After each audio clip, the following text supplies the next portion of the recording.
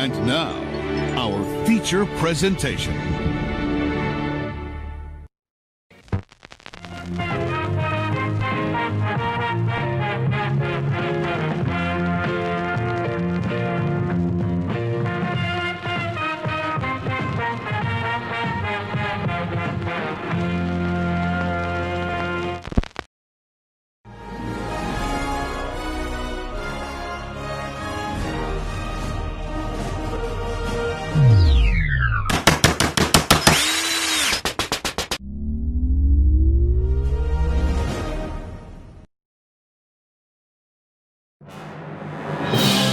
Welcome.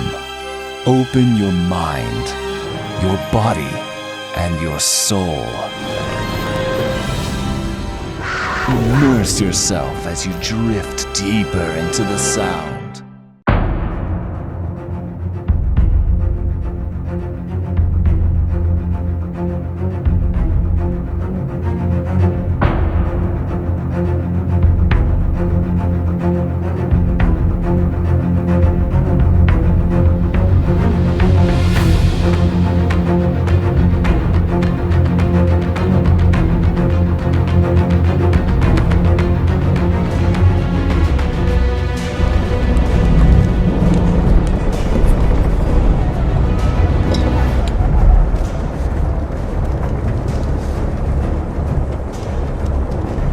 Soon everything we knew will be gone.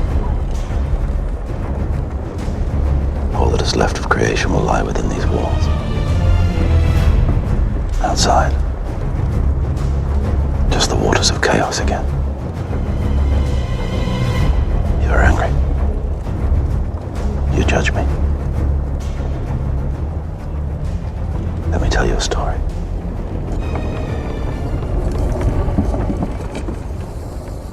In the beginning, there was nothing. Nothing but the silence of an infinite darkness. But the breath of the Creator fluttered against the face of the void, whispering, "Let there be light." And light was. And it was good. The first day. And then the formless light began to take on substance and shape. The second day. And our world was born. A beautiful, fragile home. And a great warming light nurtured its days. And a lesser light ruled the nights. And there was evening and morning. Another day. And the waters of the world gathered together. And in their midst emerged dry land. Another day passed. And the ground put forth the growing things, a thick blanket of green stretching across all creation. And the waters, too, teemed with life. Great creatures of the deep that are no more. Vast multitudes of fish, some of which may still swim beneath these seas. And soon, the sky was streaming with birds. And there was evening, and there was morning. So, one of the things, Brad, is your company introduced XRP as a cryptocurrency. Who uses it, and why do they use it rather than one of the credit cards or a regular banking system? So first off, thanks for having me. Great to be here. Great to be with Joe. I will correct one thing right out of the gates. Ripple did not actually issue XRP. The XRP ledger is an open source, decentralized technology, not dissimilar than Bitcoin. And some of the creators of the XRP ledger actually had been early engineers that worked on Bitcoin, and they saw some of the scalability problems that Bitcoin was likely to have, the speed, both from a energy consumption, cost, some of the other problems, and they wanted to build a better digital asset to solve some of these problems.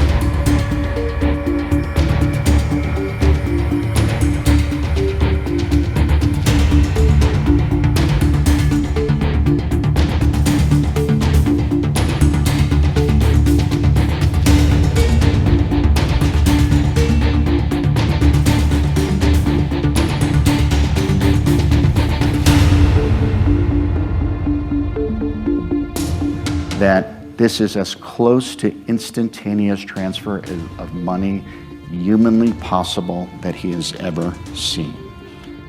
It begins again. Case for the XRP ledger and XRP, the digital asset, is really around initially reducing the cost of liquidity for cross-border payments. Long term, though, we think it's a key winner in this race to be another digital asset for the world for all kinds of use cases. So that's the way you see it. It's a long-term play, has to have value, can't just be a store of value for store of value's sake, has to actually have a use case.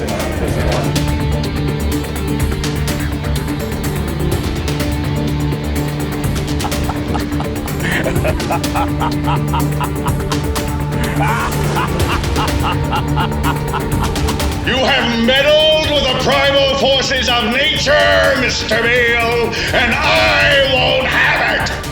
Is that clear? You think you merely stopped a business deal? That is not the case. The Arabs have taken billions of dollars out of this country, and now they must put it back! It is ebb and flow, tidal gravity. It is ecological balance. You are an old man who thinks in terms of nations and peoples. There are no nations. There are no peoples. There are no Russians. There are no Arabs. There are no third worlds. There is no West. There is only one holistic system of systems.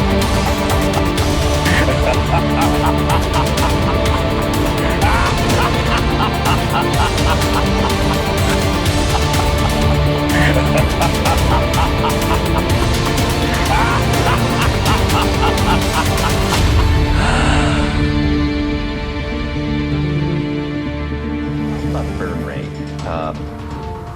There are all types of different views of burn rate. You've been through it. You've seen several cycles. You really want to know? I really do. Okay. Absolutely.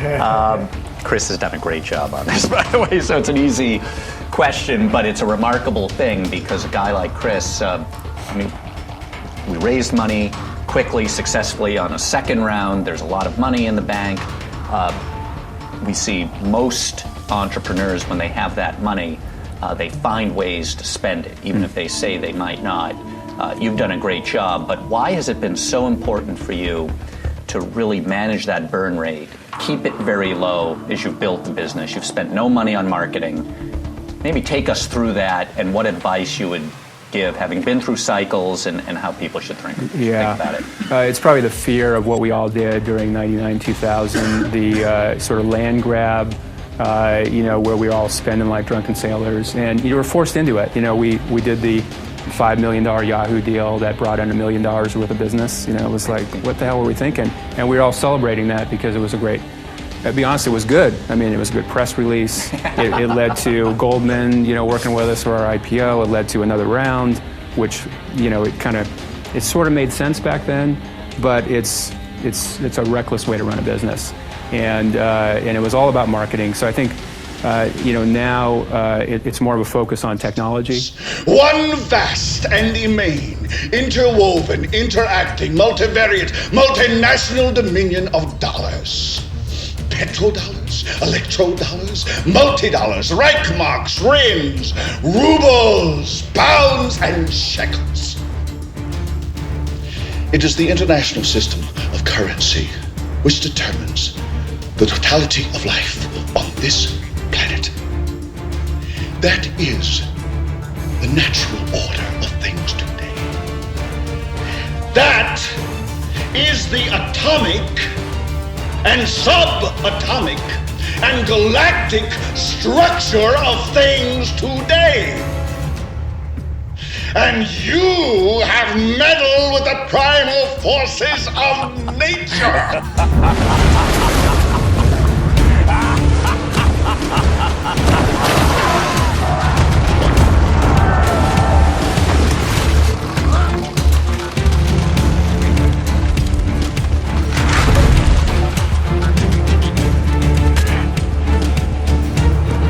Regulators in the U.S. are going through that process of realizing this is real, it's here to stay, it's fundamentally changing financial services over the next 5, 10, 20 years, And if you don't deal with it as a regulator, you're just going to be having to run faster to catch up later. And that's what worries me, is that new technologies are obviously accelerating away from policymakers and regulators. And we need to do a much better job as a policymaking regulatory community to catch up. The CFPB in the US is trying. Trump administration has slowed that agency down in general, so I don't know how that will end up playing out. There are a couple states like Arizona that have really stepped up.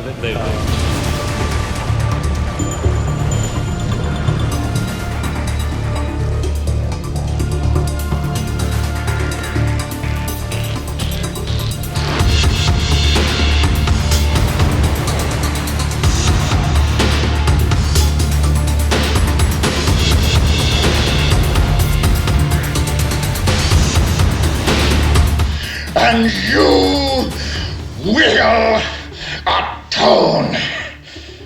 Am I getting through to you, Mr. Beale? You get up on your little 21-inch screen and howl about America and democracy. There is no America. There is no democracy.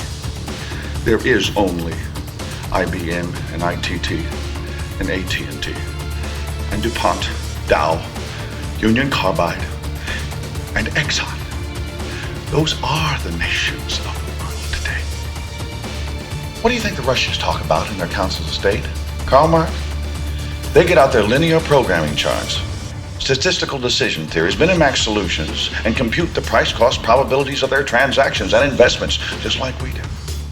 We no longer live in a world of nations and ideologies, Mr. Beale. The world is a college of corporations, inexorably determined by the immutable bylaws of business. The world is a business, Mr. Beale. So, if this is successful, or something like it is successful, it becomes systemic. So it is integral to the system. It's integral to people's everyday lives, and it's and is part of the core architect, would be part of the core architecture of the system. So that in and of itself means that it has to be always on, 24/7 operational resilience, the kind of things people would expect. Secondly, there are a series of I'll put it, financial or treasury-related issues around a stablecoin structure. So, how is the stablecoin backed? What I've exchanged my my fiat money for the stablecoin. What's the backing asset? Do I have an underlying claim to that backing asset? So, is it backed in concept or is it backed in fact? What happens if the stablecoin, if it's a basket of underlying currencies, what happens if that basket is rebalanced, and what happens to the prospect of it potentially being rebalanced to the stability of the system? It's been since man crawled out of the slime. And our children will live, Mr. Beale, to see that perfect world. You know, we've been operating in the regulated space since 2012. And we've engaged the governments worldwide. We're actually actively engaged with 50 different governments. And we're making sure to comply with all AML, BSA, CFT, and other requirements. Our company, I know that a lot of people have the misperception that, you know, blockchain is completely unregulated, et cetera. But not only do we have, are we directly regulated, we have a money services business license with FinCEN. We also hold a New York State Department of Financial Services BIT license. But we are not consumer facing in any way. And that means that the entities that we partner with, particularly who use RippleNet, our global system for cross-border payments, those entities are all financial institutions that are regulated. So they're regulated banks and they're regulated payment providers that all have their own, AML, FinCEN requirements. So we very much operate within the regulated framework. As far as there's obviously all of the whole host of AML requirements, but I think it's also important to note that we also partner with exchanges that are also regulated as money services businesses registered with FinCEN. And then in addition to that, when a customer, so a financial institution, decides to onboard and use RippleNet and our liquidity solution, which is called On-Demand Liquidity, which is the software that essentially uses XRP. Those customers, Ripple conducts its own due diligence of our customers to make sure that they're complying with their requirements, and we're also making sure that they sign up and they use a licensing agreement with us, to make sure that they're maintaining best practices. It's all right.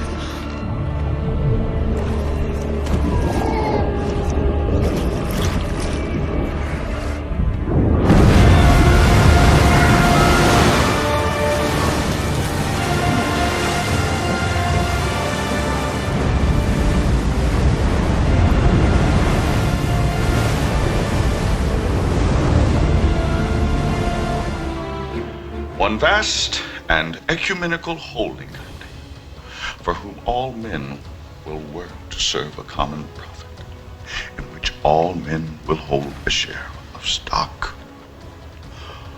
all necessities provided, all anxieties tranquilized, all boredom amused.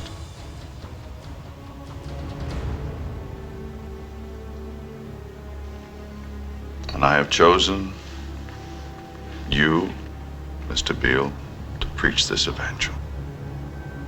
Why me? Because you're on television, dummy. 60 million people watch you every night of the week. I have seen the face of God. You just might be right, Mr. Beal.